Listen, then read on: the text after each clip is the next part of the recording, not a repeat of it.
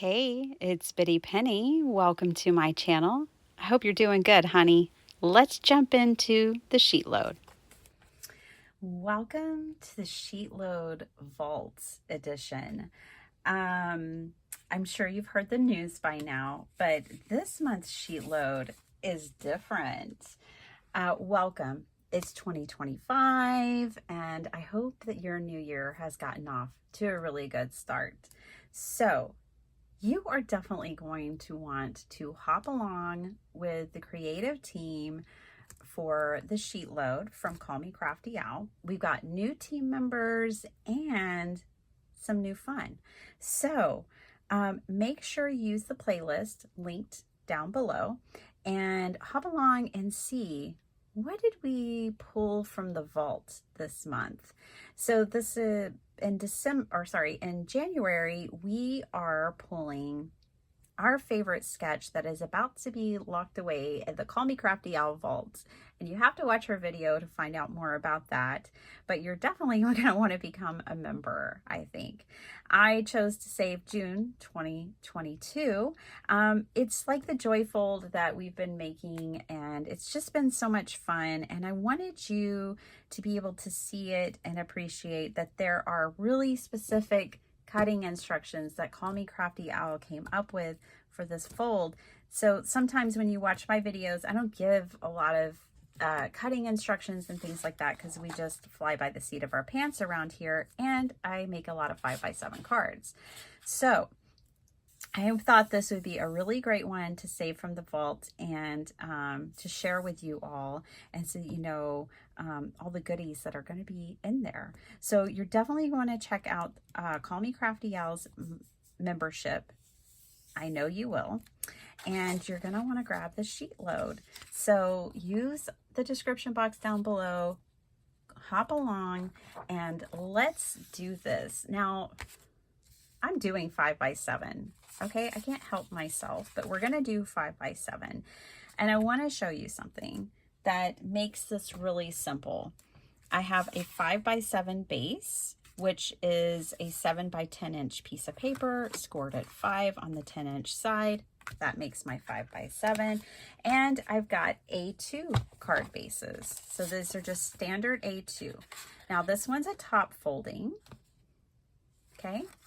Top folding A2, side folding A2, okay? You can fold it from either side, but this is your typical, just like this card, these fold on the same side, right? Side folding. To make today's card, you have to have the side folding A2. Top will not do. So let me show you why. I'm going to go ahead and I'm going to cut off 2 inches from here. So I'm going to put it at 3. Whoops. I'm going to put it at 2. I'm going to cut off 2 inches. And I'm going to cut 2 inches off of my 5x7 card base off the front panel. You can do 2 inches. You can do 1.5 inches. You can do whatever your heart desires. That is the only cut for this today. Okay, and then I'm going to bring in the side folding A2. So, you know, side folding A2, I'm going to turn it over. So it would be the back side. This would be the part that I glue down. And these just work beautifully together, I think, to make a Joy Fold card. So if you love this sketch, but you want to make it portrait and you want to make it 5x7, this is the way to go. I want to show you that the top folding wouldn't do because see all the overhang, it's too long because this is 5.5 and this is only 5.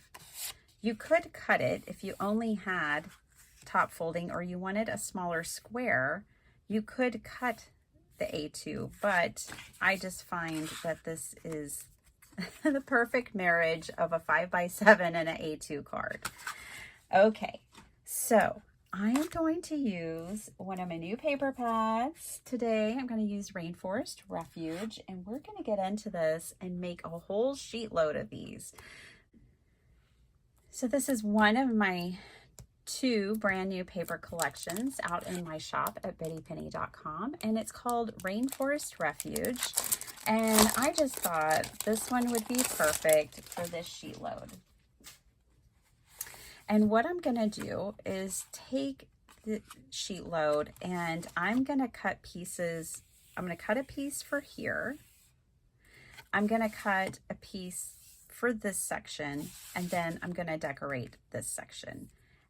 Okay, and I'll probably put a stamped sentiment of some sort on the inside. It could be for anything, birthdays, anniversary, anything. But we're only going to need to cut 3 pieces of paper for our backgrounds. So let's do that. You have options when it comes to this paper pad, because you could just cut this piece right here and have a waterfall, and you wouldn't really need much else, and we'll cut the backgrounds. So we may do at least 1 waterfall card. There's also other pieces to have focal points, and these pieces here. Okay, there are so many options in this paper pad. We've got sloths, birds, monkeys, elephants, butterflies. I mean, so many options. Beautiful birds. Those could also be a focal point for one of ours.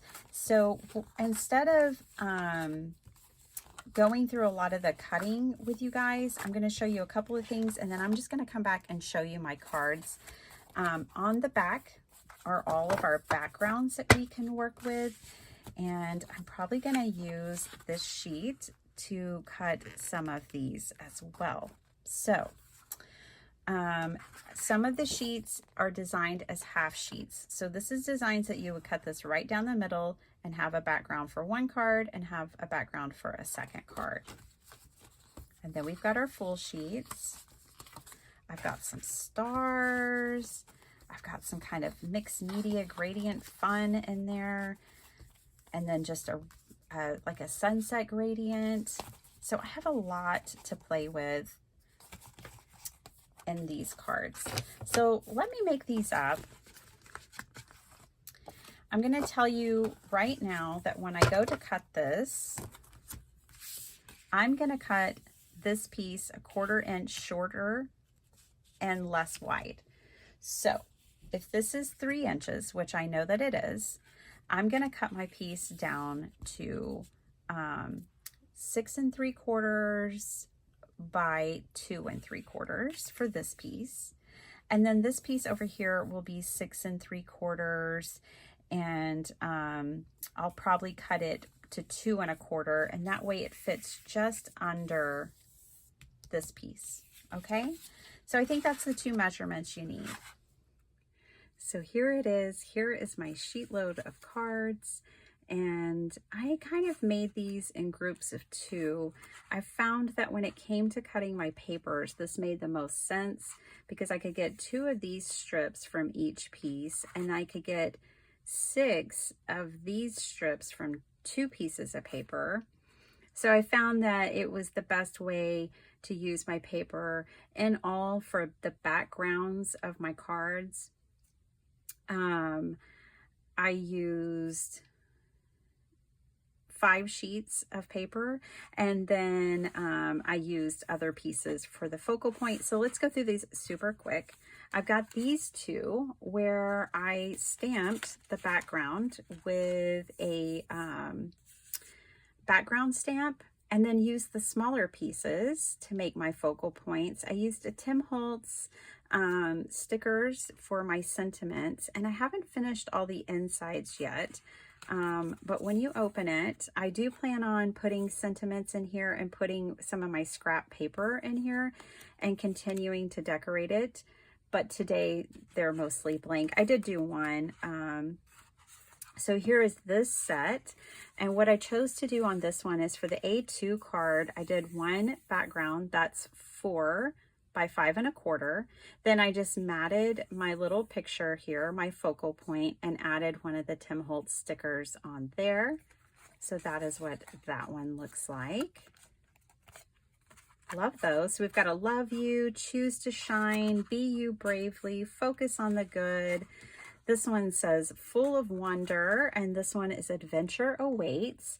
And for these, I chose to use the pieces of my patterned paper that I designed to just basically take up a whole A2 card front. You know, I really try to make my papers to where they lend themselves to beginner card makers, to any level of card makers. But you can make very easy, simple, fast A2 cards if you wanted to. And these two cards are an example of that. So this one is full of wonder. I could have put love you. This could be, you know, you can make that a Valentine's, a birthday. You can make these just anything you want. This one I did come in and add a scrap piece of paper and another piece of ephemera that I matted.